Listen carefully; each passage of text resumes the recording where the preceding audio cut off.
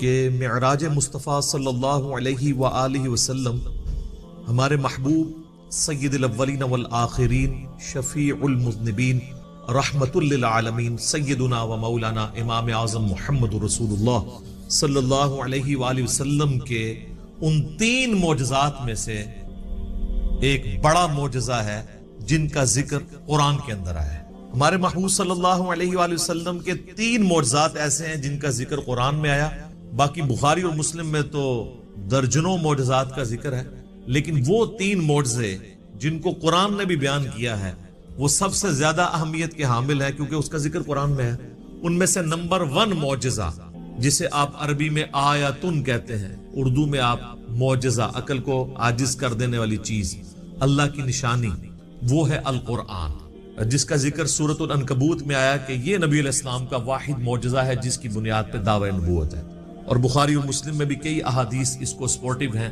ایک وہ مشہور حدیث ہے بخاری اور مسلم کی کہ اللہ تعالیٰ نے ہر نبی کو کوئی نہ کوئی معجزہ دیا تھا، اور مجھے اللہ نے وحی یعنی قرآن کا معجزہ دیا ہے۔ میں اللہ سے امید کرتا ہوں سب سے زیادہ متبعین قیامت والے دن میرے ہوں گے، کیونکہ میرا معجزہ سب سے زیادہ یونیک ہے، یعنی کتاب کا معجزہ۔ اور دوسرا معجزہ آپ صلی اللہ علیہ وآلہ وسلم کا جو قرآن میں ذکر ہوا وہ شق القمر کا واقعہ ہے، جو سورۃ القمر کے سٹارٹ میں ہی آتا ہے، اقتربت الساعہ، قریب آ گئی قیامت، وانشق القمر، اور شق ہو گیا چاند۔ اس کانٹیکسٹ میں بخاری و مسلم میں کئی احادیث ہے کہ نبی صلی اللہ علیہ وآلہ وسلم کے مبارک زمانے میں چاند 2 ٹکڑے ہوا تھا اور پھر دوبارہ سے جڑ گیا۔ تو یہ وہ دوسرا معجزہ ہے جس کا ذکر قرآن کے اندر ہے۔ اور تیسرا معجزہ ہے معراج النبی صلی اللہ علیہ وآلہ وسلم کا معجزہ۔ اس کی کوئی تاریخ ہمیں احادیث کی کتابوں میں نہیں ملتی، نہ کوئی مہینے کا پتہ ہے، یہ اندازہ ہی ہے، بہرحال ہمیں اس سے کوئی غرض نہیں ہے۔ اگر کوئی سمجھتا ہے کہ معراج کا مہینہ ہے اور 27ویں رات ہے اور اس اعتبار سے اس مہینے کے اندر اس واقعے کو یاد کیا جاتا ہے تو اس میں کوئی ایسا مسئلہ نہیں ہے، بشرطے کہ اس میں قرآن و سنت سے جو چیزیں ثابت ہیں وہ بیان کی جائیں، قصے کہانیاں بیان نہ کی جائیں جو اکثر قصے اور کہانیاں بیان کی جاتی ہیں۔ تو یہ 3 معجزات ہیں جن کا ذکر اللہ تعالیٰ نے قرآن میں فرمایا ہے۔ اس میں ٹاپ آف دا لسٹ قرآن، اس کے بعد شق القمر والا یعنی چاند کے 2 ٹکڑے ہونے والا معجزہ، اور تیسرا معجزہ آپ صلی اللہ علیہ وآلہ وسلم کی معراج۔ اور یہ بھی یاد رکھیں یہ جو معراج ہم عموماً بولتے ہیں یہ بھی غلط العام ہے، اصل میں اس معجزے کا نام ہے الاسراء والمعراج۔ نبی صلی اللہ علیہ وآلہ وسلم کا رات کا زمینی سفر الاسراء اور المعراج، اور پھر آسمانی سفر، اور یہ دونوں سفر قرآن کے اندر موجود ہیں۔ جو زمینی سفر ہے الاسراء، وہ پارہ نمبر 15 ہمارا سٹارٹ اسی سے ہوتا ہے، سورہ بنی اسرائیل جو سورت نمبر 17 ہے اس کے آغاز میں ہی آتا ہے، اعوذ باللہ من الشیطان الرجیم، بسم اللہ الرحمن الرحیم، سبحان الذی اسری بعبدہ لیلا من المسجد الحرام الی المسجد الاقصی، پاک ہے وہ ذات جو اپنے بندے کو لے گئی راتوں رات مسجد حرام سے مسجد اقصی، ایک دور کی مسجد تک، جس کے ارد گرد برکتیں رکھی ہیں تاکہ ہم اپنے اس بندے خاص کو اپنی قدرت کی نشانیاں دکھائیں۔ الاسراء رات کا سفر، بیت اللہ سے لے کر مسجد ایلیا، یروشلم، بیت المقدس، یہ تینوں نام ایک ہی مسجد کے لیے، اور بعد میں وہاں پہ مسجد بھی بن گئی حضرت عمر کے دور میں، اس کا نام پھر مسجد اقصی رکھا گیا۔ قرآن جب نازل ہوا تھا وہاں اقصی لغت کے معنوں میں آیا تھا ایک دور کی مسجد، مسجد اقصی بعد میں بنائی گئی ہے، پہلے وہ بیت المقدس یا ایلیا یا یروشلم کہلاتا تھا۔ تو یہ ہے الاسراء، اور پھر وہاں سے آپ صلی اللہ علیہ وآلہ وسلم کو ایک براق پہ سوار کر کے آسمانوں کا سفر کروایا گیا 7ویں آسمان تک، اور پھر سدرۃ المنتہا، اس کا نام ہی ہے سدرۃ المنتہا، جہاں پہ مخلوق کی انتہا ہو جاتی ہے وہاں تک، اسے ہم کہتے ہیں المعراج، یعنی اونچائی کا سفر آپ صلی اللہ علیہ وآلہ وسلم کا۔ اور اس کا ذکر جو ہے وہ سورۃ النجم سورت نمبر 53 میں آیا ہے، جس میں وہ مشہور آیت بھی آتی ہے فَكَانَ قَابَ قَوْسَيْنِ أَوْ أَدْنَىٰ، جس کے اوپر انشاءاللہ میں ڈسکشن بھی کر دوں گا۔ یہ یاد رکھیے گا میرے بھائیو، الاسراء والمعراج یہ پیورلی آپ صلی اللہ علیہ وآلہ وسلم کا جسمانی پلس روحانی سفر ہے، یہ کوئی خواب کا واقعہ نہیں ہے، کوئی روحانی ایکسپیرینس نہیں ہے۔ اگر یہ خواب کا واقعہ ہوتا تو کفار مکہ کو بھی ماننے میں آر نہ ہوتی، خواب میں تو بہت کچھ انسان دیکھ لیتا ہے، تو یہ جسمانی پلس روحانی ایکسپیرینس ہے۔ اور اس کے ساتھ یہ بھی یاد رکھنا ہے کہ اس کا موڈ برزخی ہے، یعنی اس کو اس دن کوئی دیکھ کے ابزرو نہیں کر سکتا، الا یہ کہ اللہ نے کوئی ایک خاص منظر کسی کو دکھا دیا وہ الگ بات، ورنہ یروشلم میں آلموسٹ 1 لاکھ کے قریب انبیاء جمع ہوئے. صحیح مسلم میں آتا ہے، یہاں تک کہ آپ صلی اللہ علیہ وآلہ وسلم نے فرمایا کہ مجھے جبرائیل علیہ السلام نے تمام نبیوں کا امام بھی وہاں پر بنایا. میرے بھائی ہمارے شہر میں 1 لاکھ بندہ جمع ہو جائے رات کے وقت تو تھرتھلی پڑ جائے گی، اور اس زمانے کے اندر لیکن کسی نے وہ منظر دیکھا نہیں ہے، وہ ان سین بیریئر تھا. اور بیسیکلی یہ اس لیے کروایا گیا جو سورہ آل عمران میں آیا تھا نا کہ اللہ تعالیٰ نے انبیاء کی ارواح سے عہد لیا تھا کہ اگر میں تمہیں حکمت دوں، نبوت دوں، اور پھر میرا کوئی پیغمبر تم میں آ جائے تو تم نے اس پیغمبر کی تصدیق کرنی ہے، جس طرح کہ یحییٰ علیہ السلام نے حضرت عیسیٰ علیہ السلام کی. اور نبی صلی اللہ علیہ وآلہ وسلم کی تصدیق تو سب انبیاء نے کرنی تھی، تو وہ اللہ تعالیٰ نے فزیکلی انبیاء کرام کو جو ہے وہ برزخی طور پہ وہاں پہ جمع کر کے اور آپ صلی اللہ علیہ وآلہ وسلم کے پیچھے نماز پڑھوا کے آپ کی امامت کا اعلان کروایا کہ آپ امام الانبیاء ہیں صلی اللہ علیہ وآلہ وسلم، تاکہ سورہ آل عمران کا وہ والا وعدہ پورا ہو. وہ بڑا سٹرکٹ وعدہ ہے، اس میں یہاں تک الفاظ ہیں کہ مجھ سے یہ عہد کرو کہ جب میرے پیغمبر آئیں گے تم ان پر ایمان بھی لاؤ گے، ان کی مدد بھی کرو گے، اور میرے ساتھ یہ بھاری ذمہ اٹھاؤ، میں بھی تمہارے ساتھ گواہوں میں شامل ہوتا ہوں، اور اب بھی اگر کسی نے اس عہد کو توڑا تو وہ فاسقوں میں شمار ہوگا. یہ اتنے سخت الفاظ انبیاء کرام علیہ السلام کے بارے میں اللہ تعالیٰ نے ارشاد فرمائے. تو یہ برزخی اس کا موڈ تھا. اب اگر کسی کو شوق ہے کہ جی میں یہ سارا واقعہ ایک ایک احادیث کے انٹرنیشنل نمبرز کے ساتھ دیکھنا چاہتا ہوں، خود سننا چاہتا ہوں، پڑھنا چاہتا ہوں، تو سننے کی حد تک تو ہم نے الحمدللہ اکتوبر 2015 میں، یہ آج مارچ 2020 چل رہی ہے، اکتوبر 2015 میں آلموسٹ سمجھ لیں 4.5 سال پہلے ڈیٹیل 3 لیکچر مسئلہ نمبر 126 ABC 3 نشستوں میں آلموسٹ 4.5 گھنٹے کی گفتگو ویڈیو میں ریکارڈ کروا دی ہے. ایک ایک حدیث کا میں نے انٹرنیشنل نمبر بھی بتایا، تو وہ آپ دیکھیں، ہم اس ویڈیو کے نیچے بھی اس کے ڈسکرپشن میں لنک لگا دیں گے. اور اس سے بھی بہتر یہ ہے کہ مرنے سے پہلے اے مسلمان کر لے اس پہ غور، کتابوں کا خدا اور ہے، بابوں کا خدا اور، کتابوں کا دین اور ہے، بابوں کا دین اور، کتابوں کی معراج اور ہے، بابوں کی معراج اور. کتابیں خود کھول کے پڑھیں، وہ میں آپ کو حوالہ دے دیتا ہوں. صحیح بخاری میں انٹرنیشنل نمبر ہے 3887، ڈیٹیلڈ حدیث ہے پوری واقعہ معراج کی، جس میں الاسراء زمینی سفر بھی ہے، آسمانی سفر، ہر آسمان پہ کس کس پیغمبر سے ملاقات ہوئی، 5 نمازیں دی گئیں، یہ ساری کی ساری 50 سے 5 ہوئی، حضرت موسیٰ علیہ السلام کے ساتھ ملاقاتیں ہوئی، یہ پوری صحیح بخاری میں انٹرنیشنل نمبر ہے 3887، اور سر صحیح مسلم 37 حدیث کنزیکٹیو ہیں. شروع میں پہلی جلد کے اندر انٹرنیشنل نمبر کے مطابق 411 سے لے کر 447، 411 سے 447 صرف واقعہ معراج کے اوپر، الاسراء والمعراج. اچھا وہاں پہ بھی آپ کو ہیڈنگ مل جائے گی، الاسراء والمعراج، رات کا سفر اور آسمانوں کا سفر. اور مشکات میں اگر آپ نے پڑھنا ہے تو تیسری جلد میں آپ کو 5862 سے 5867 تک مسلسل 6 احادیث اس حوالے سے مل جائیں گی جو واقعہ معراج سے ریلیٹڈ ہے. لیکن ظاہر ہے کہ کچھ سکپ بھی ہوئی ہیں، تو وہ آپ صحیح مسلم کا وہ چیپٹر پڑھ لیں 411 سے 447 تک. اچھا یہ جو میں نے دعویٰ کیا نا کہ یہ جسمانی پلس روحانی سفر ہے، یہ کوئی خواب کا معاملہ نہیں ہے، اگرچہ خواب میں بھی آپ علیہ السلام کو معراج ہوئی، وہ الگ سے. کچھ ضعیف روایتیں بھی ہیں سیدہ عائشہ کی طرف منسوب، حضرت معاویہ کی طرف منسوب، کہ وہ لوگ کہتے تھے کہ نبی علیہ السلام کو خواب میں معراج کروائی گی، لیکن وہ اصول محدثین پہ جعلی روایت ہے. صحیح بخاری کے اندر اوپر تلے 3 طرق سکیٹرڈ فارم میں، اوپر تلے تو نہیں ہے، 3 طرق آئے ہیں انٹرنیشنل نمبر کے مطابق 6613 4716 3888، جس میں ابن عباس کا قول ہے سورہ بنی اسرائیل کی آیت نمبر 60 میں آتا ہے نا کہ ہم نے نبی صلی اللہ علیہ وآلہ وسلم کو جو منظر دکھایا تھا. اب وہاں پہ جو رؤیا کا لفظ استعمال ہوا ہے نا، وہ کہتے ہیں خواب کے لیے استعمال ہوتا ہے، حالانکہ عربی میں رؤیا آنکھوں سے دیکھنے والے منظر کے لیے بھی یہ لفظ استعمال ہوتا ہے. بال ابن عباس کا قول امام بخاری اسی آیت کو ہیڈنگ بنا کے لے کے آئے ہیں سورہ بنی اسرائیل آیت نمبر 60 کے، اور ابن عباس کہا کرتے تھے کہ نبی صلی اللہ علیہ وآلہ وسلم کو جو یہ منظر دکھایا گیا جو کافروں کے لیے فتنہ بن گیا، قرآن کی آیت ہے. فتنہ کیوں بنا؟ میرے بھائی اگر خواب کا منظر ہوتا تو خواب کیوں کافروں کے لیے فتنہ بنتا؟ وہ تو مان لیتے ہیں کہ خواب میں تو کچھ بھی ہو سکتا ہے، فتنہ بنے اس لیے کہ وہ فزیکل کلیم تھا. تو ابن عباس کا قول ہے صحیح بخاری میں کہ یہ منظر جو دکھایا گیا یہ نبی صلی اللہ علیہ وآلہ وسلم نے اپنی جسم کی آنکھوں سے دیکھا، دل کی آنکھوں سے نہیں. دل کی آنکھوں سے مراد ہوتا ہے خواب میں، اور جسم کی آنکھوں سے مراد فزیکلی دیکھنا ہے۔ میرے بھائیو، الاسراء والمعراج میں آپ صلی اللہ علیہ وآلہ وسلم کو کئی ایک مناظر دکھائے گئے، جو سورہ بنی اسرائیل کی آیت نمبر 7 جو آیت نمبر سٹارٹ میں 1 ہے، سورت نمبر 17، لِنُرِيَهُ مِنْ آیاتنا، تاکہ ہم اپنے بندے کو اپنی نشانیوں میں سے نشانیاں دکھائیں۔ وہ نشانیاں کون سی تھی؟ ان پہ میں بولوں تو میرے بھائی تقریباً 3-4 گھنٹے اور لگ جائیں۔ میں آپ کو موٹی موٹی باتیں بتا دیتا ہوں جو بخاری اور مسلم میں آئی ہیں کہ آپ علیہ السلام کو کیا کچھ دکھایا گیا۔ نمبر 1 سٹارٹ ہوا شق الصدر سے، آپ علیہ السلام کا سینہ چاک کیا گیا، بخاری مسلم میں آتا ہے، اور جنت سے سونے کا تشت لا کے آب زمزم کا پانی ڈال کے جبرائیل علیہ السلام نے نبی علیہ السلام کا دل جو ہے وہ دھویا۔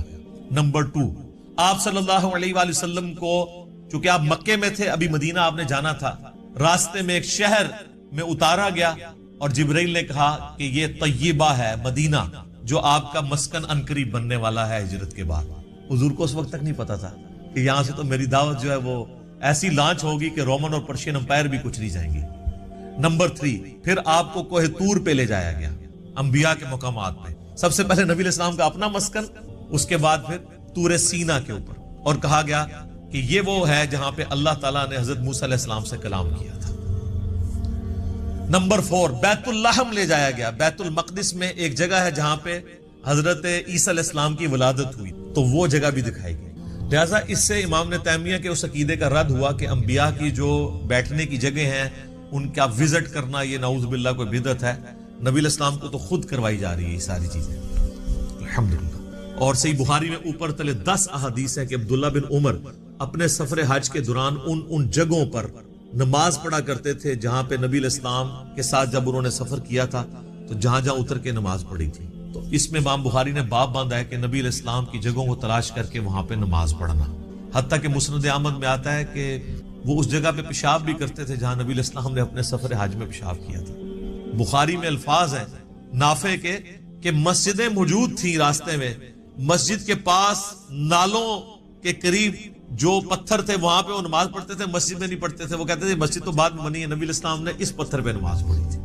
یہ اتباع سنت کا جذبہ تھا۔ تو ظاہر نبی علیہ السلام سے لیا۔ 4 چیزیں ہوگی جی، شق الصدر، مدینہ شریف دکھایا گیا، طور سینا، بیت اللحم، اور اس کے بعد صحیح مسلم میں آتا ہے قبر موسیٰ دکھائی گئی۔ نبی علیہ السلام کہتے ہیں میں نے سرخ ٹیلے کے پاس موسیٰ علیہ السلام کو ان کی قبر میں نماز پڑھتے ہوئے دیکھا، اور اگر میں گزروں میں تمہیں وہ قبر بھی دکھا سکتا ہوں۔ وہ قائم یصلی فی قبری، وہ کھڑے اپنی قبر میں نماز پڑھ رہے تھے، لیکن یہ معاملہ ہے برزخی، حیات انبیاء کے اوپر یہ ثبوت ہے لیکن برزخی معاملہ۔ اس کے بعد آپ صلی اللہ علیہ وآلہ وسلم کو بیت المقدس میں انبیاء کی امامت کروائی گئی، 1 لاکھ کے قریب پیغمبروں کو جمع کیا گیا، اور جبرائیل علیہ السلام نے کہا کہ آپ ان کی امامت کروائیں، یہ صحیح مسلم میں آتا ہے۔ اچھا، پھر دجال دکھایا گیا، یہ بھی آتا ہے بخاری مسلم میں، دجال بھی دکھایا گیا۔ پھر آپ علیہ السلام کو آسمانوں کی سیر کروائی گئی، پہلے آسمان پہ آدم علیہ السلام سے ملاقات ہوئی، دوسرے پہ حضرت یحییٰ اور عیسیٰ سے، تیسرے پہ یوسف علیہ السلام سے، چوتھے پہ ادریس علیہ السلام سے، 5ویں پہ ہارون علیہ السلام سے، 6 پہ موسیٰ علیہ السلام سے، اور 7ویں پہ ہمارے جد امجد سیدنا ابراہیم خلیل اللہ علی نبینا علیہ الصلوۃ والسلام سے ملاقات ہوئی۔ اس کے بعد آپ علیہ السلام کو جنت اور دوزخ بھی دکھائی گئی، ٹائم میں ٹریول کروا کے جو مستقبل کا وقت تھا وہ پہلے دکھا دیا۔ لوگ کہتے ہیں ابھی تو لوگ دوزخ اور جنت میں پہنچے نہیں، تو حضور نے کیا دیکھا؟ بھئی اللہ نے وقت، اور آپ یہ دیکھ لیں یہ سب کچھ منظر کتنے زمانے میں طے ہوا ہوگا، لیکن ایک رات میں سب کچھ ہو گیا۔ صرف بیت المقدس اور خانہ کعبے کے درمیان جو فاصلہ ہے اس زمانے میں 40 دن کی مسافت تھی، وہی نہیں طے ہو سکتی تھی۔ اللہ، اسی لیے تو وہ آتا ہے نا المعجم الکبیر طبرانی کے اندر، اور دلائل النبوہ امام بیہقی کی کتاب کے اندر، اور کئی کتابوں کے اندر، کہ لوگوں نے آ کے حضرت ابوبکر کو کہا نا کہ تمہارا ساتھی تو یہ کہہ رہا ہے کافروں نے چھیڑنے کے لیے، اور انہوں نے کہا اگر وہ کہہ رہے ہیں تو میں تصدیق کرتا ہوں۔ تو اسی پر آپ کا لقب صدیق رکھا گیا کہ آپ علیہ السلام کی تصدیق کرنے۔ اس کے بعد بیت المعمور دکھایا گیا، بخاری مسلم میں آتا ہے 7ویں آسمان کے اوپر اسی خانہ کعبہ کی سیدھ میں ایک گھر ہے جس کا طواف فرشتے کرتے ہیں، بیت المعمور وہ دکھایا گیا۔ اور سب سے بڑھ کے آپ کو سدرۃ المنتہا تک لے جایا گیا، یہ آخری حد ہے، زمین سے جتنی مخلوقات ہیں یا فرشتے ہیں وہ بھی سدرۃ المنتہا سے آگے نہیں جا سکتے۔ اس کا نام ہی ہے انتہا، مخلوق کی انتہا ہے۔ باقی لوگوں نے آگے کہانیاں بنا لی ہیں کہ جی نبی علیہ السلام سدرۃ المنتہا سے بھی آگے چلے گئے، بالکل جھوٹ ہے، یہ آپ کی انتہا تھی۔ اور آگے پتہ نہیں کیا کیا کہانیاں بنائی ہوئی، کہتے ہیں عرش پہ جوتیوں سمیت چلے گئے. یہ تو اتنا بڑا جھوٹ ہے کہ احکام شریعت میں احمد بریلوی صاحب نے لکھا ہے کہ یہ جو معرج النبوہ کتاب جس میں یہ باتیں لکھی ہیں، یہ ہے تو سنی عالم ہے لیکن ہر طرح کی جھوٹی سچی روایتیں لکھ دیتا ہے. یہ محض باطل بات ہے کہ نبی الاسلام اپنی مبارک جوتیوں کے ساتھ عرش پہ گئے ہیں. یہ اعلیٰ حضرت نے لکھا ہے کہ یہ جھوٹی بات ہے، تو عرش پہ جانے والی کوئی بات نہیں. ہاں قصے کہانیوں میں آپ مزے لے لے کے بیان کریں. اور جب ہم پوچھتے ہیں کہاں لکھا ہے، وہ کہتے ہیں سعدی شیرازی کے شعر نہیں آپ نے پڑھے، مولانا روم کے شعر نہیں پڑھے. ہم کہتے ہیں میرے بھائی ہم تو آپ کو چیخ چیخ کے یہی تو کہہ رہے ہیں کیا کہ مرنے سے پہلے ہے مسلمان. کر لے اس پہ غور. کتابوں کا خدا اور ہے، بابوں کا خدا اور. کتاب میں سے کوئی نکالے نا بات جہاں پہ لکھا ہو. پھر ڈاکٹر صاحب تو آپ کو پتا ہے طاہر القادری صاحب تو وہ کہتے ہیں کہ وہ دروازہ کھولا حضور نے حضور کے لیے، پھر کہا کہ آپ اندر آ جائیں، حریم ناز میں آ جا. وہ پتہ نہیں کیا عشق مشوقی کا انہوں نے ایک، اور بلکہ وہ بغل گیر پتہ نہیں کیا کچھ انہوں نے کیا ہے. اور طارق جمیل صاحب نے بھی اسی سے ملتی جلتی باتیں کی. وہ قاب قوسین او ادنا وہ پوری کر کے بتاتے ہیں. انشاءاللہ اینڈ پہ ڈسکس کرتا ہوں. تو میرے بھائی یہ کتابوں کی بات ہوئی. اور سدرۃ المنتہا ہی پہ اللہ تعالیٰ کی ملاقات ہوئی اپنے محبوب علیہ السلام کے ساتھ. اور سورۃ النجم میں اس کا ذکر ہے. وہاں پہ اللہ تعالیٰ نے وحی بھی کی آپ علیہ السلام کو. صحیح مسلم میں آتا ہے کہ 3 چیزیں آپ کو وہیں پہ عطا ہوئی. نمبر 1 5 نمازیں. وہ ڈیٹیل بخاری مسلم میں آتی ہے کہ 50 تھی، کم ہوتے ہوئے موسیٰ علیہ السلام کے پاس جب وہ آتے تھے نا چھٹے آسمان کے اوپر تو کہتے تھے حضرت زیادہ ہے کم کروائیں. ایک پھیرے ہی بس اور لگڑا تھی، وہ کون ہی لگیا، ورنہ وہ 5 کم ہوتے 5 تک رہ گئی. پھر اس میں الفاظ ہیں بخاری مسلم میں، اللہ نے کہا کہ میرا قول بھی نہیں بدلے گا، تمہاری امت پڑے گی 5. سورۃ الانعام میں ہے کہ ایک نیکی 10 کے برابر ہے تو میں ان کو ثواب 10 کا ہی دوں گا. ایک کے بدلے 10 کا تو نمازیں 50 کی ثواب ملے گا 5 کے گیز میں. دوسرا تحفہ دیا گیا سورۃ البقرہ کی آخری 2 آیات. صحیح مسلم میں آتا ہے آمن الرسول بما انزل الیہ من ربہ والمؤمنون. سر یہ 2 آیات وہ ہیں جو اس دنیا میں نازل نہیں ہوئی ہیں، آسمانوں پہ نازل ہوئی ہیں. آسمان سے آسمانوں پہ نبی علیہ السلام کے مبارک سینے پہ. اور صحیح مسلم میں آتا ہے کہ تیسری چیز جو آپ کو دی گئی کہ آپ کا جو کوئی امتی شرک نہیں کرے گا نا میں اسے معاف کر دوں گا. تو اس کو تو سپورٹو پھر قرآن میں بھی آیت ہے انہ من یشرک باللہ فقد حرم اللہ علیہ الجنہ ومأواہ النار وما للظالمین من انصار. بے شک جو کوئی اللہ کے ساتھ شرک کرے گا اللہ اس گناہ کو کبھی معاف نہیں، اس پہ جنت حرام ہے، اس کا ٹھکانہ دوزخ ہے اور وہاں اس کا کوئی مددگار نہیں ہوگا. حتیٰ کہ بخاری مسلم کی حدیث ہے کہ اللہ نے ہر نبی کو کوئی نہ کوئی دعا دی تھی، اس نے اس دنیا میں ہی دعا کر لی. حضرت نوح نے دعا کی، اس کی وجہ سے ان کی قوم ہلاک ہوگی. میں نے اپنی دعا چھپا کے رکھی ہے قیامت کے دن کے لیے. میں اس دعا سے اپنی امتیوں کے لیے شفاعت کی دعا کروں گا اور میری دعا سے ہر میرے امتی کو نفع پہنچے گا سوائے اس شخص کے جس نے دنیا میں اللہ کے ساتھ شرک. شرک is the most sensitive issue in the sight of Allah. اللہ اکبر. تو یہ 3 گفٹ آپ علیہ السلام کو ملے، 5 نمازیں، سورۃ البقرہ کی آخری 2 آیات، اور جو شرک نہیں کرے گا اس کی مغفرت. یہ ساری تفصیلات آپ مسئلہ نمبر 126 ABC کے اندر دیکھ سکتے ہیں 4.5 گھنٹے میں اس کو سکپ کرتا ہوں. الاسراء والمعراج میں جو معراج والا پورشن ہے اس میں سب سے زیادہ کنٹروورشل چیز جو آپ نے سوال میں بھی کی وہ ہے نبی علیہ السلام نے کیا شب معراج اللہ تعالیٰ کو دیکھا تھا یا نہیں. اب اس کا جواب ہاں یا نہ میں دینا تو بہت بڑی آزمائش ہے مسلمانوں کے لیے، جب تک کہ آپ پورا مقدمہ ان کو نہیں سمجھیں. تو آپ اس پورے مقدمے کو سمجھیں گے تو آپ کے لیے معاملہ آسان ہو جائے گا. اس کی وجہ یہ ہے کہ یہاں پہ فرقہ واریت کا دین ہے جس کو میں بابوں کا دین کہتا ہوں، اور آپ سے بار بار کہتا ہوں کہ مرنے سے پہلے اے مسلمان کر لے اس پہ غور. کتابوں کا خدا اور ہے، بابوں کا خدا اور. اچھا کہتے ہیں نہیں آپ کتابوں کا دین کہہ لیا کریں، بابوں کا خدا تو سب کا ایک ہے. میرے بھائی اس کے اندر قیامت مضمر ہے. دین کس لیے ہوتا ہے؟ اللہ کی شناخت. جب آپ کے بابوں نے اس اللہ کی شناختی میں نہیں کروائی ہے جو پیغمبروں کے ذریعے اللہ نے کروائی تھی تو ہم رونا روئیں گے نا کہ آپ کس اللہ کی بات کرتے رہے ہو.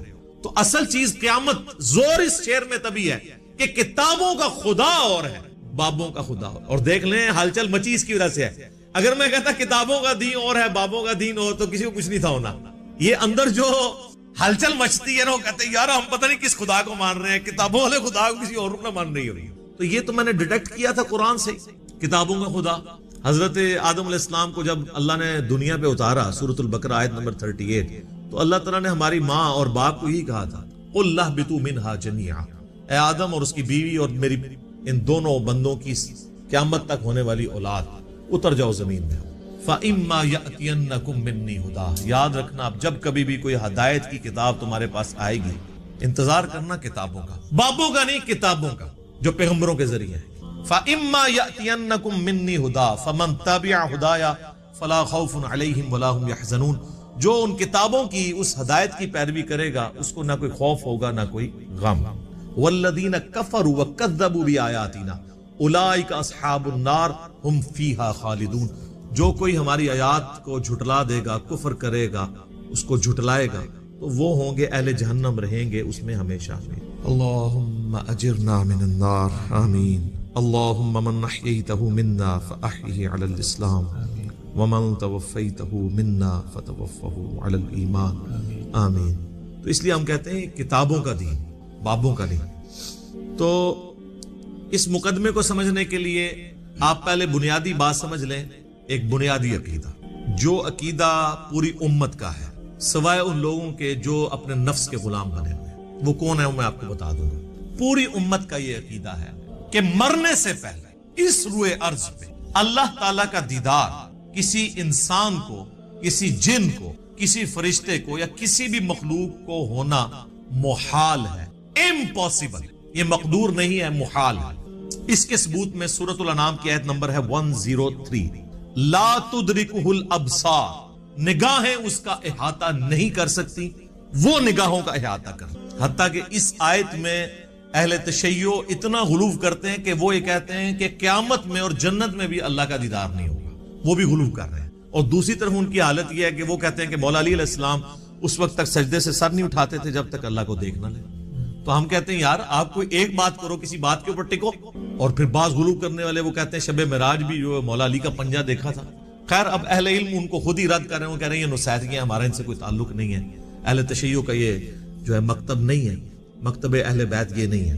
تو یہ سورۃ الانعام کی آیت نمبر 103 اس پر گواہ ہے۔ اور اس سے بھی بڑھ کر پریکٹیکل ایکسپیرینس سورۃ الاعراف کی آیت نمبر 143، جب موسیٰ علیہ السلام نے کوہ طور پہ ملاقات کے دوران کہا اے اللہ میری خواہش ہے میں تجھے دیکھوں۔ اتنی دفعہ باتیں سن سن کے اگلا سٹیپ بھی بندہ طے کرتا ہے نا۔ تو اللہ نے کیا فرمایا تھا، لن ترانی، ہرگز نہیں دیکھ سکتا تم، بلکہ تو پہاڑ کی طرف دیکھ، اگر یہ پہاڑ اپنی جگہ پہ قائم رہا تو سمجھنا تو مجھے دیکھ سکتا ہے۔ تو قرآن کے الفاظ ہیں پہاڑ پہ اللہ نے صرف تجلی کی تو وہ ریزہ ریزہ ہو گیا، اور موسیٰ علیہ السلام انڈائریکٹ وہ تجلی دیکھنے سے بے ہوش ہو کے گر پڑے، اور اس کے بعد ان کا اللہ میں تیرے طرف رجوع لاتا، اب دوبارہ میں یہ بات نہیں کروں۔ تو اگر موسیٰ علیہ السلام کو زیارت نہیں ہو سکتی اللہ تعالیٰ کی اس دنیا میں، تو موسیٰ علیہ السلام سے بڑھ کے تو کوئی بھی نہیں ہو سکتا۔ تو اب اگر موسیٰ علیہ السلام کے سوا کوئی شخص یہ دعویٰ کرے کہ اس نے اللہ کو دیکھا ہے، تو پھر ہم اسے غلام قادیانی کا بھائی کہیں گے نا، جس نے اس نے جھوٹا دعوے نبوت کیا۔ یہ کم از کم اسے کہنا چاہیے کہ تو جھوٹ بولتا ہے، یا تو پھر یہ کلیم کرتا ہے کہ تو مسلمان ہو کے موسیٰ علیہ السلام سے بڑا مرتبہ رکھتا ہے، حالانکہ موسیٰ علیہ السلام تو اولو العزم پیغمبروں میں سے ہے، جو سورہ شورا کے اندر آیا ہے۔ 5 اولو العزم پیغمبر ہیں، نمبر 1 ہمارے محبوب علیہ السلام، اس کے بعد حضرت ابراہیم علیہ السلام، پھر نوح علیہ السلام، موسیٰ علیہ السلام اور عیسیٰ علیہ السلام۔ تو اولو العزم پیغمبروں سے بھی آگے بڑھ گیا، تو پھر ہم یہی کہیں گے۔ سورۃ الحجر کی آیت نمبر 99 آخری آیت میں بھی آیا ہے، وَاعْبُدْ رَبَّكَ حَتَّى يَأْتِيَكَ الْيَقِينُ، اپنے رب کی عبادت کرتے جاؤ یہاں تک کہ تمہیں یقین نصیب ہو جائے، تمہیں موت آ جائے۔ تمام نے اس یقین کا ترجمہ موت کیا ہے۔ مرنے سے پہلے یقین نہیں آ سکتا، کیونکہ یقین اس وقت آتا ہے جب آپ فزیکلی دیکھ لیں۔ تو یہی تو آپ کو انعام ہے، ان الذین یخشون ربهم بالغیب لہم مغفرۃ واجر کبیر، جو بغیر دیکھے اپنے رب سے ڈرتے ہیں ان کے لیے ہے مغفرت اور بہت بڑا اجر۔ اور صحیح مسلم میں انٹرنیشنل نمبر کے مطابق 7356 نمبر حدیث ہے دجال کے کانٹیکسٹ میں۔ نبی علیہ السلام فرماتے ہیں کہ یہ دجال آئے گا تو اس کے ماتھے پہ کافر لکھا ہوگا، لیکن وہ کاف فا را، یہ کاف الف فا را لکھا ہوگا ایبریویشنز میں۔ تو لوگ جو اہل ایمان ہے نبی علیہ السلام کہتے ہیں وہ پڑھ لیں گے کہ یہ کافر لکھا ہے، تو ان کو پتہ چلے گا دجال ہے۔ دوسرے لوگ نہیں پڑھ پائیں گے، چاہے مومنین میں بھی منافقین ہوئے، اور وہ ہو سکتا ہے کاف سے کشف پڑھ لیں، الف سے الہام پڑھ لیں، فا سے فیض پڑھ لیں، اور را سے روحانیت پڑھ لیں، کہ جی یہ تو بہت بڑے بزرگ ہیں۔ اچھا، اس حدیث میں 7356 میں آتا ہے کہ نبی علیہ السلام نے فرمایا کہ وہ خدائی کا دعویٰ کرے گا، دجال یاد رکھو تم میں سے کوئی شخص اپنے رب عز و جل کو نہیں دیکھ سکتا یہاں تک کہ اسے موت آ جائے۔ یہ الفاظ ہے، کیا مطلب کہ مرنے سے پہلے کوئی اللہ کو نہیں دیکھ سکتا, مرنے کے بعد دیکھیں گے انشاءاللہ. تو مرنے سے پہلے آپ نہیں دیکھ سکتے, تو آپ بھی مرنے سے پہلے ہے مسلمان. کر لے اس پہ غور. کتابوں کا خدا اور ہے, بابوں کا خدا اور. اب آپ سوچ رہے ہوں گے بابوں نے کیا کام ڈالا ہوا ہے, تو اے ہوں آگے جو کام کی پایا جو انہوں نے, اے دے تسی کتابوں نے خدا دی تعریف سن لی. بابوں نے کیا کام ڈالا ہے جناب؟ تذکرۃ الاولیاء شیخ فرید الدین عطار المتوفی 627 ہجری کی کتاب ہے, جو بریلوی اور دیوبندی دونوں چھاپ رہے ہیں اور کہہ رہے ہیں سارے اولیاء کے حالات زندگی اس میں لکھے ہوئے ہیں. ایسی کو کتاب نہیں, اس میں بایزید بسطامی کی معراج لکھی ہوئی ہے, المتوفی 261 ہجری. ان کا امام ابو یزید بسطامی اور میرا امام ابو الحسین مسلم بن حجاج القشیری المتوفی 261 ہجری, وہ بھی 261 میں فوت ہوئے ہیں, یہ بھی 261 میں فوت ہوئے. تو آپ لوگوں نے مایوس نہیں ہونا. ان لوگوں کے بارے میں تو مجھے یقین ہے کہ یہ لوگ تو اللہ کے دیدار سے محروم ہوں گے جنہوں نے بد عقیدگیاں پھیلائی ہیں, لیکن آپ لوگ مایوس نہ ہوں. ہر مؤمن کو قیامت کے دن اللہ تعالیٰ کا دیدار ہوگا اور جنت میں بھی دیدار ہوگا انشاءاللہ تعالیٰ. اس پہ درجنوں احادیث بخاری مسلم کی اور قرآن کی آیات بھی گواہ ہیں.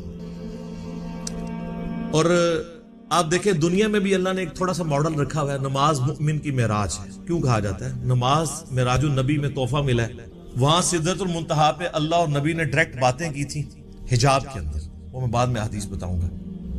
آپ یہاں دنیا پہ بیٹھ کے اللہ سے باتیں کر سکتے ہیں نماز کے اندر. باقی یہ جو کہانی مشہور ہے نا کہ یہ معراج النبی کی گفتگو ہے اللہ کی اور نبی الاسلام کی, التحیات للہ والصلوات والطیبات, یہ بالکل کہانی ہے, یہ کسی حدیث میں نہیں آئی ہے. بخاری مسلم میں تو واضح آیا ہے. صحابہ اکرام کہتے ہیں رسول اللہ صلی اللہ علیہ وآلہ وسلم نماز کا تشہد ہمیں قرآن کی طرح سکھاتے تھے. ابن مسعود کہتے ہیں کہ میرے ہاتھ کو نبی الاسلام نے اپنے دونوں مبارک ہاتھوں میں لے کے مجھے یہ سکھایا تھا, التحیات للہ والصلوات والطیبات.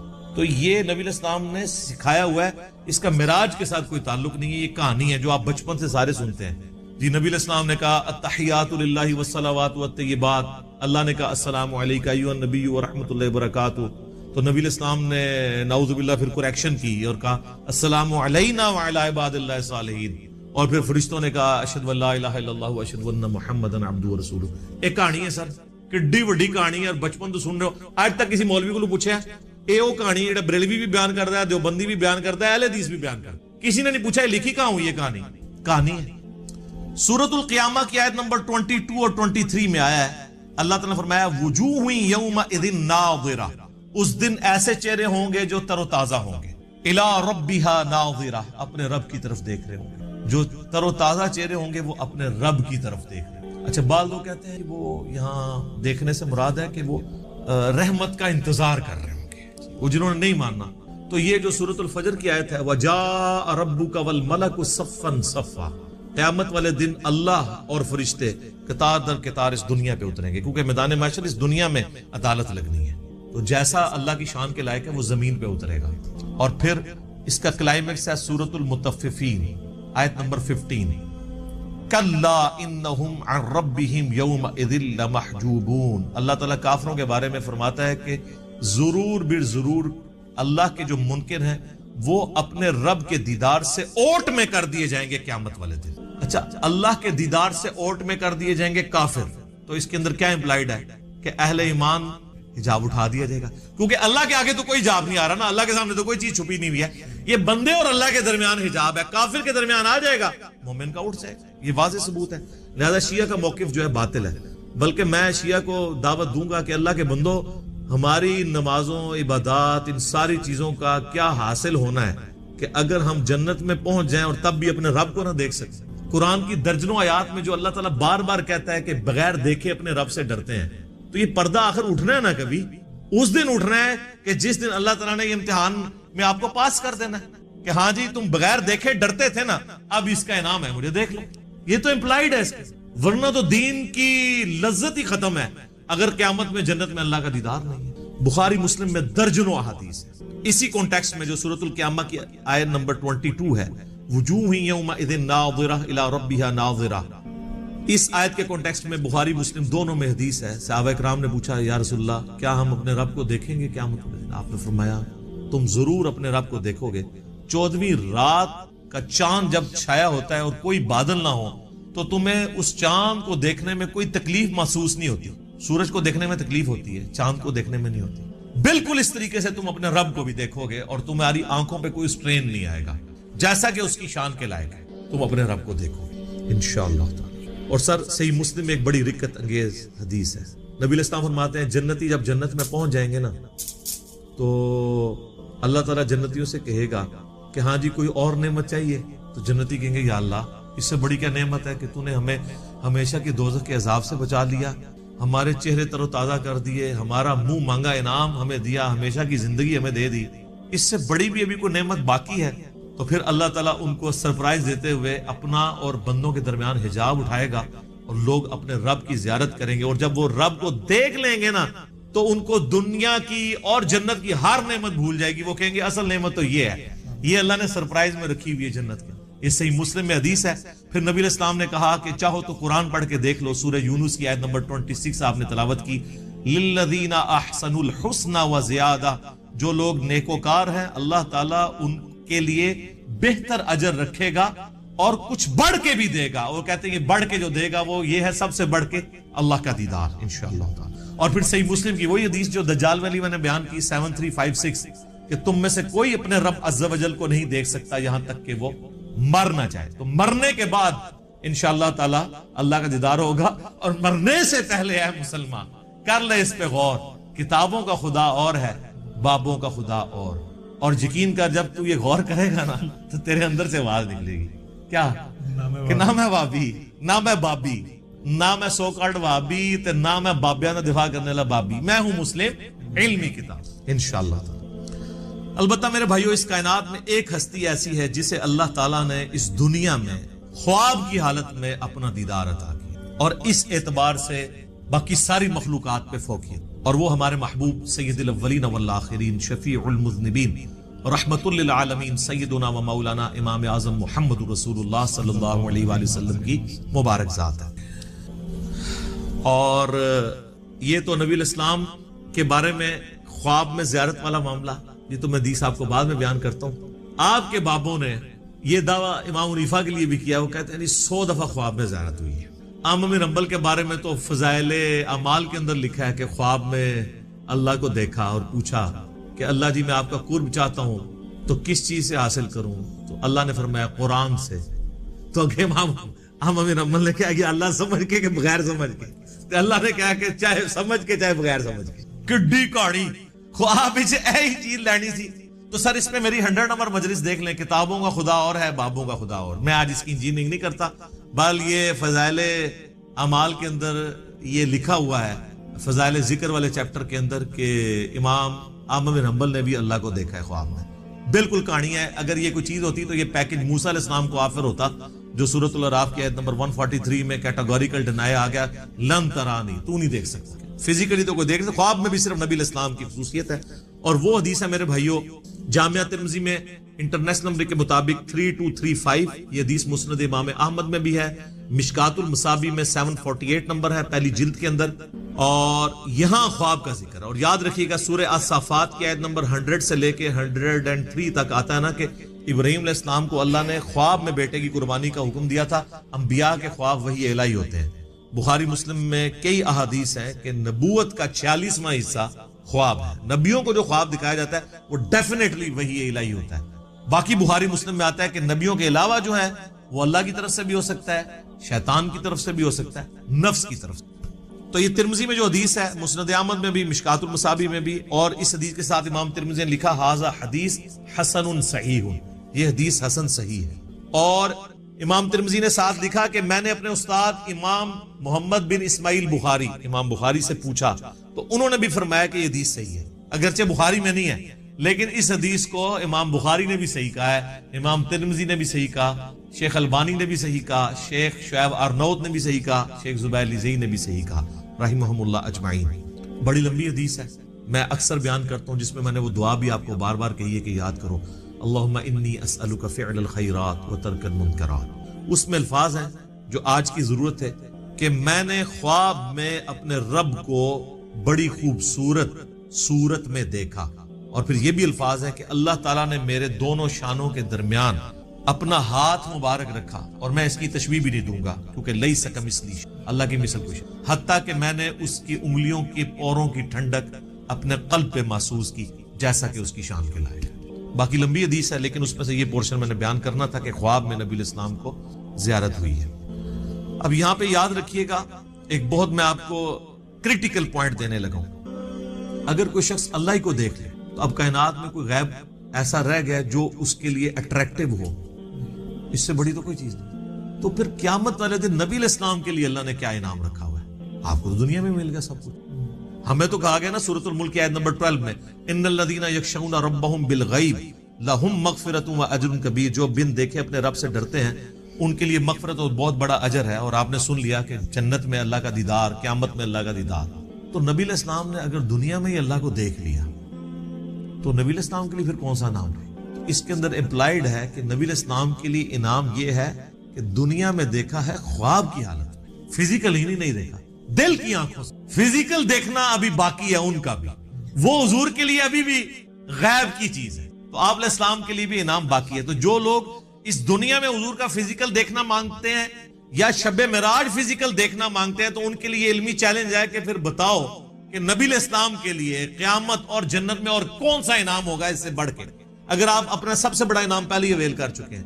اور یہ پوائنٹ جس شخصیت نے ہائی لائٹ کیا ہے میں اس کا کریڈٹ اسی کو دیتا ہوں، مولانا اسحاق صاحب رحمہ اللہ تعالی، المتوفی 213 عیسوی و مطابق 28 اگست 2013، انہوں نے یہ چیز ہائی لائٹ کی تھی، اور یہ میں نے نہ آج تک کسی کتاب میں پڑھی نہ کسی اسکالر سے سنی۔ اسکالر نے بیچارے نے کیا بیان کرنا ہے، یہ مولانا اسحاق کو کریڈٹ جاتا ہے کہ انہوں نے یہ ایسا علمی، آپ کہتے ہیں وہ جس طرح وہ تاش میں کہتے ہیں نا یکا پھینکنا، کہ بتاؤ کہ اگر حضور نے بھی اللہ تعالیٰ کو فزیکلی دیکھ لیا جو تمہارا کلیم ہے، تو حضور علیہ السلام کے لیے تو اب کوئی چیز نہیں رہے گی باقی۔ تو خواب میں ہی دیکھا، فزیکلی نہیں دیکھا، شب معراج بھی دیکھا تو پردے میں دیکھا، فزیکلی نہیں دیکھا۔ وہ انشاءاللہ میں اس کے اوپر ڈسکشن کرتا ہوں آخر میں۔ شب معراج میں صحابہ اکرام علیہم رضوان کی 3 آراء پائی جاتی ہیں دیدار خداوندی عز و جل کے حوالے سے۔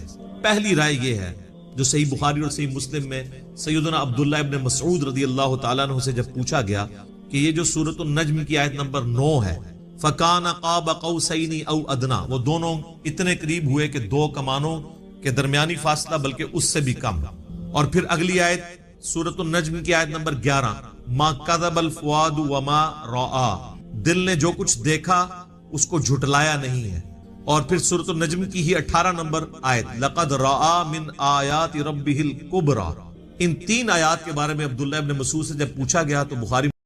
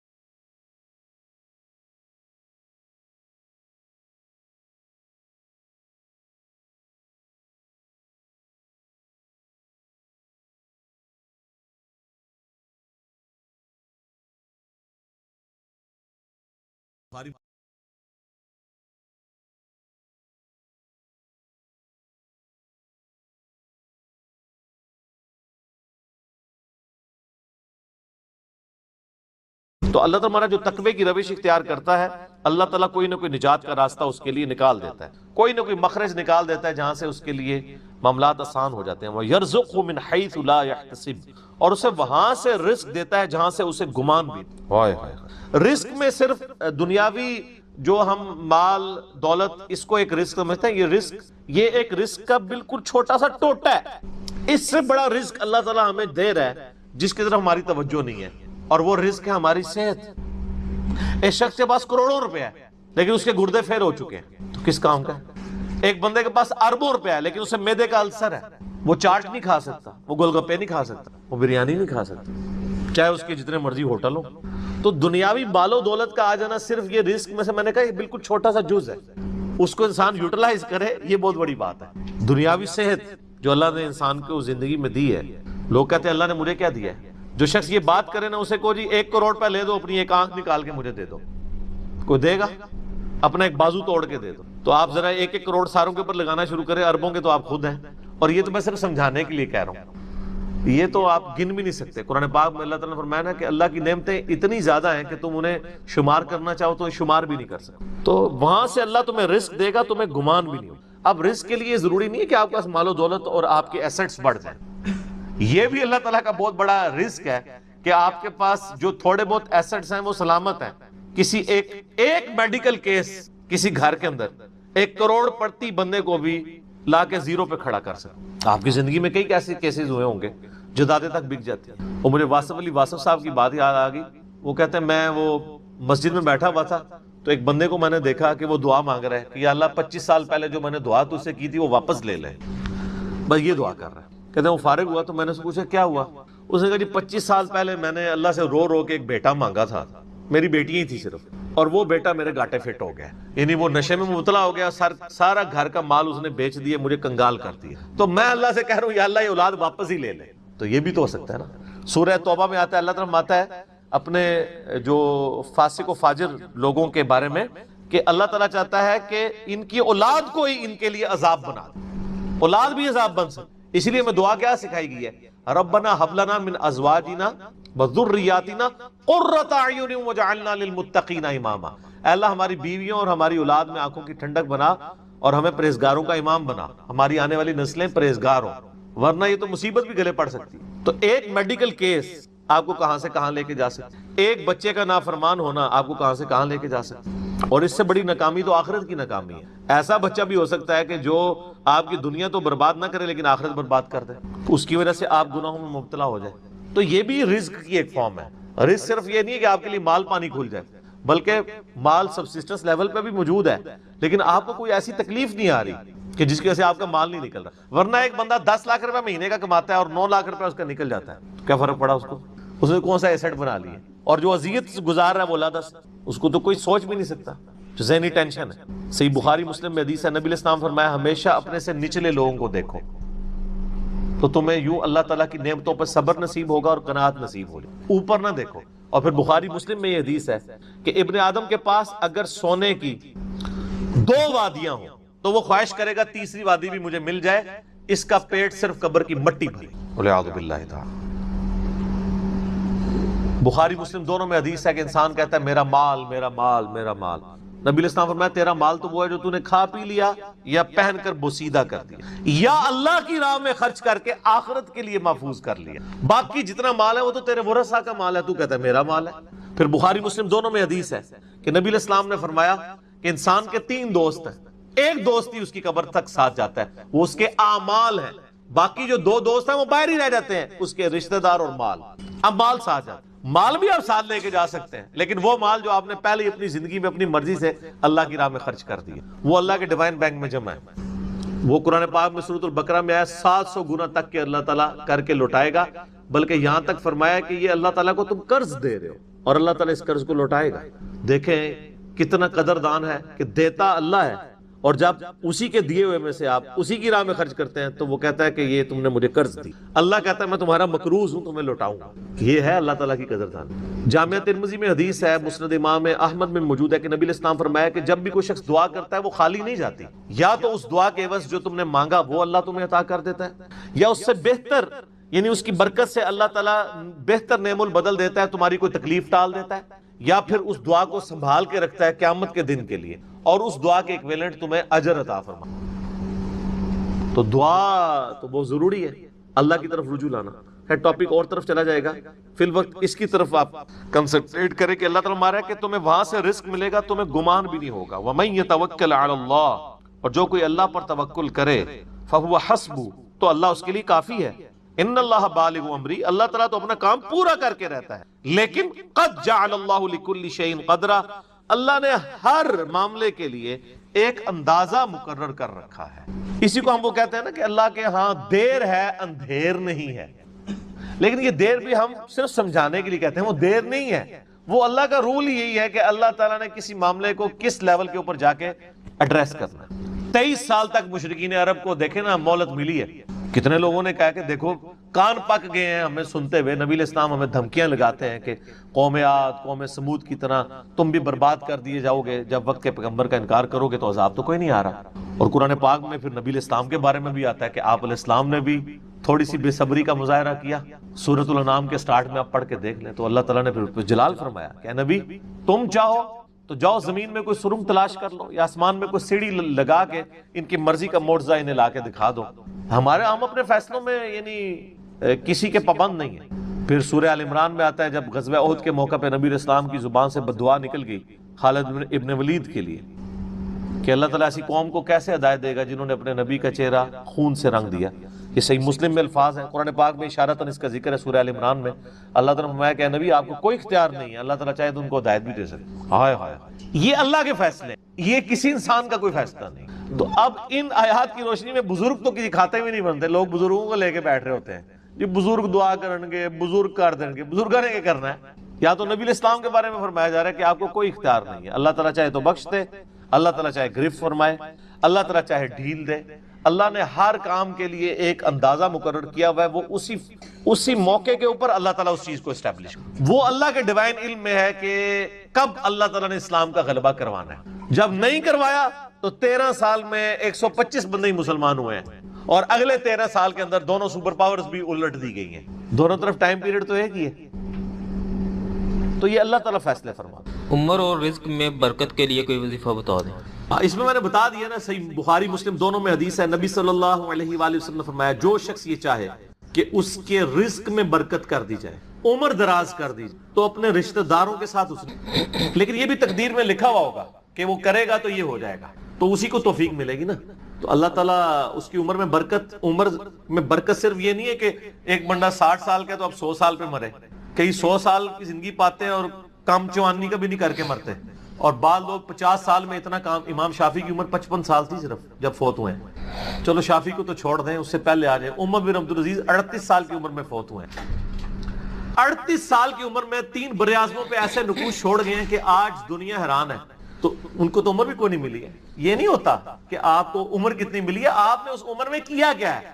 آپ اللہ تعالیٰ آپ کو اسی ٹائم میں اتنی برکت. میں اپنے لیے آپ کو بات کرتا ہوں، میں کسی کیا بات کروں، میری زندگی خود اس چیز کا نمونہ ہے. آج جب لوگ یعنی کہتے ہیں یار اس نے اتنے ویڈیوز چڑھا دی ہیں، کتنے بیٹھ کے ریکارڈ کرانا رہنا، حالانکہ ہفتے میں 1 ریکارڈ ہوتی ہے، صرف روزانہ ہوتی بھی نہیں ہے. لیکن کنسسٹنسی کے ساتھ، اللہ کی مدد کے ساتھ آپ اگر یہ کام لے کے چلتے رہیں تو slow and steady wins the race. تو آج چیزیں آپ دیکھ لیں ہزاروں کی تعداد میں آپ کے سامنے، اور یہ حالات اللہ تعالیٰ فیوریبل کرتا ہے. میں یقین کریں، میں اپنے بھائیوں کو کہتا ہوں، میں جب بھی درس، ابھی آج کا درس میں نے کرنا تھا نا، وہ ہندو کا جواب دینا تھا، تو میں نے پورے ہفتے سے دعائیں شروع کی ہوئی تھیں. اللہ زندگی دے دیں، حالات فیوریبل ہو جائیں، ٹرانسفارمر بھی نہ اڑے ہمارا، جنریٹر بھی چلتا رہے، سارے معاملات چلتے رہے، اور فرحان بھائی بھی ٹائم پہ آ جائیں.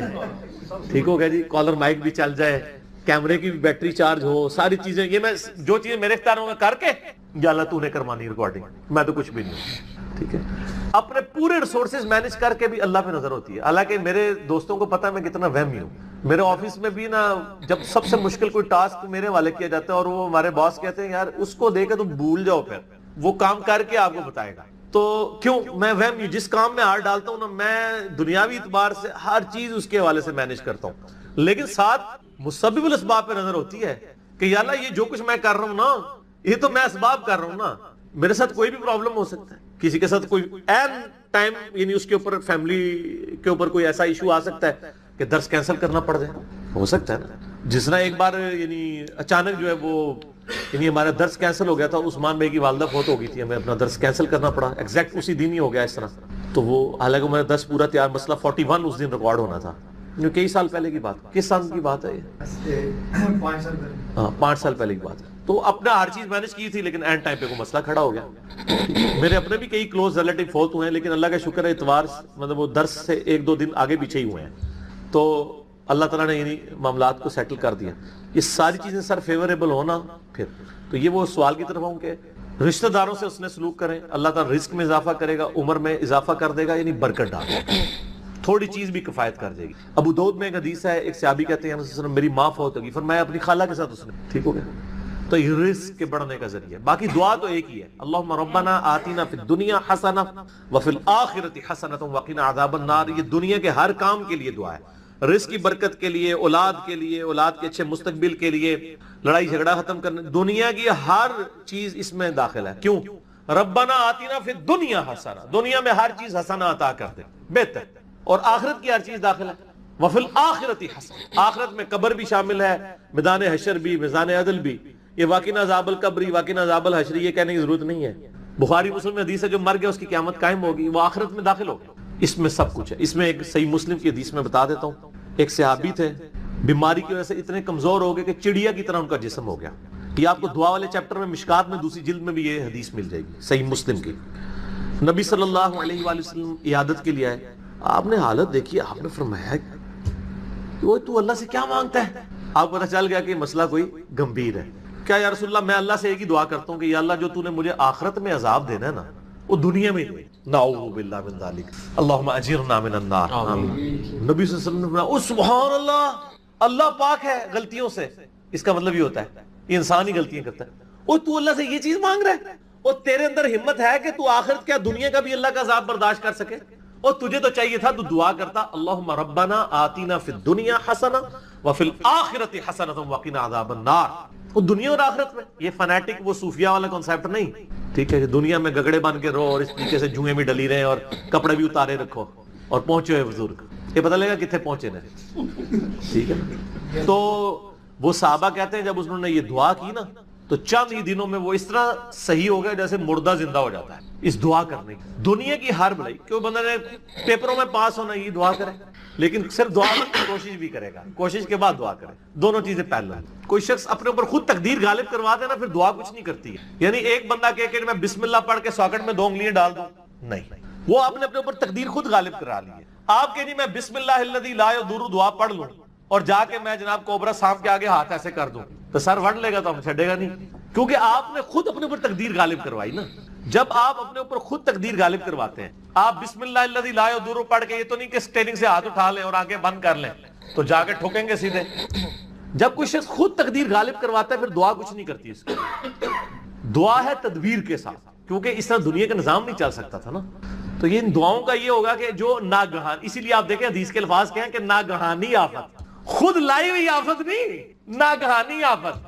آپ جا کے سانپ کے بل میں جا کے ہاتھ کو سیڑ دیں اور آپ کے میں نے پڑھا اعوذ بکلمات اللہ التامات من شر ما خلق، کچھ بھی نہیں ہونا، کیونکہ آپ نے اس دعا کی خود وائلیشن کر دی ہے. ناگہانی آفت ٹلے گی، ٹھیک ہو گیا. اور جو آپ اپنے اوپر خود طاری کریں گے وہ نہیں ٹلنے گی، وہ اس طریقے سے نہیں ٹل. اس لیے یعنی یہ دعائیں وغیرہ پڑھیں، اس کے بعد تدبیر بھی کیا کریں. ویسے ہم باقی معاملات میں کرتے ہیں، کسی شخص نے صرف دعا پڑھ کے اپنا پیٹ نہیں بھرا نہ پیاس بجھائی ہے، ہمیشہ کھانا بھی کھاتے ہیں پانی بھی پیتے ہیں، اور ان کو کہتے ہیں اسباب بھی ساتھ رکھیں. ٹھیک ہو گیا جی. وما من دابۃ فی الارض، اور زمین پہ چلنے پھرنے والی کوئی بھی مخلوق ایسی نہیں ہے، الا علی اللہ رزقها، مگر یہ کہ اس کا رزق اللہ کے ذمہ کرم کے اوپر ہے. ہمیں تو چند ایک مخلوقات نظر آ رہی ہیں نا جن کا رزق آپ دیکھ رہے ہیں. ابھی اگر آپ کو ویل مچھلی کا رزق بتایا جائے جو پیسیفک میں اور اٹلانٹک میں آج بھی ہزاروں کی تعداد کے اندر ہے، ایک چھوٹی ویل مچھلی بھی ایک وقت کا 500 کلو گوشت کھا جاتی ہے. 500 کلو. اور جو بڑی ویل مچھلی ہیں وہ تو آپ چھوڑ دیں، 30 ہاتھیوں کے برابر بھی ویل مچھلی ہے، اتنی بڑی بڑی ویل مچھلی ہیں، 30 ہاتھی 30 ان کے برابر ایک ویل مچھلی، اس کا رزق بھی اللہ تعالیٰ پورا کر رہا ہے۔ آپ کو تو بس چڑیاں نظر آ جاتی ہیں زیادہ، تو کسی کے دماغ میں آ سکتا ہے کہ یار چڑیوں کا رزق اللہ پورا کر رہا ہے، تو زیادہ اتنا ہی دماغ میں رزق آتا ہے۔ آپ ذرا ان جانوروں کے بارے میں سوچیں، اتنے بڑے بڑے جانور سمندر کے اندر، خشکی میں تو اتنے بڑے جانور ہی نہیں ہیں جتنے پانیوں کے اندر موجود ہے، اور ان تمام کے رزق کی ذمہ داری اللہ تعالیٰ نے لی ہوئی ہے۔ لیکن یہ رزق کی ذمہ داری ہے کوشش کے ساتھ جڑی ہوئی ہے۔ یہ نہ سمجھیں کہ ویل مچھلی کے منہ میں آ کے اللہ تعالیٰ کوئی چیز ڈال دیتا ہے، نہیں، کوشش کرنی پڑتی ہے، انسان کو بھی کوشش کرنی پڑتی ہے۔ اللہ نے دنیا کو اسباب کے ساتھ جوڑا ہوا ہے، ہاں کوشش کرو گے رزق ملے گا۔ پوٹینشلی رزق اللہ تعالیٰ نے قیامت تک کے لیے اس پلانٹ ارتھ پہ رکھ دی ہے۔ دیکھیں آج سے